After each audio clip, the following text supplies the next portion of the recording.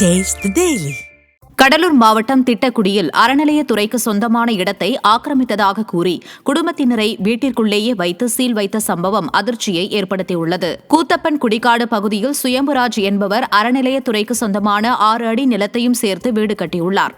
இதனை அறிந்த விடிய அரசின் அறநிலையத்துறையினர் முன்னறிவிப்பின்றி சுயம்புராஜ், அவரது மனைவி, கைக்குழந்தை என அனைவரையும் வீட்டிற்குள் வைத்து சீல் வைத்து அராஜகத்தில் ஈடுபட்டது அப்பகுதி மக்களிடையே கொந்தளிப்பை ஏற்படுத்தியது. எங்களுக்கு 6 அடி மட்டும்தான் கோயில் இடம். இந்த கோயில் இடத்த நாங்கள் ஆக்கிரமிப்பு பண்ணிட்டோன்றதுனால எங்களை எல்லாத்தையும் எங்கள் வீட்டோடு சேர்த்து எல்லாத்தையும் சீல் வச்சுட்டாங்க. என் குழந்தைக்கு பால் பொருள் வாங்குறதுக்கு வரும், ஒரு அத்தியாவசிய பொருள் வாங்குறதுக்கு கூட எங்களுக்கு வழி இல்லை. 2வது, என் வீட்டுக்காரர் நடந்து கூட போக முடியாது, காலு முடியாதவர், ஸ்கூட்டியில் தான் வருவார். அதை கூட முடக்கிட்டாங்க. நாங்கள் என்னத்துக்கு எதுக்குமே வழி இல்லாமல் இந்த மாதிரி நாங்கள் நின்றுட்டுருக்கோம், நிர்கதியாக நின்றுட்டுருக்கோம். இந்த அளவுக்கு அராஜகம் பண்ண இந்த கோயில்காரன்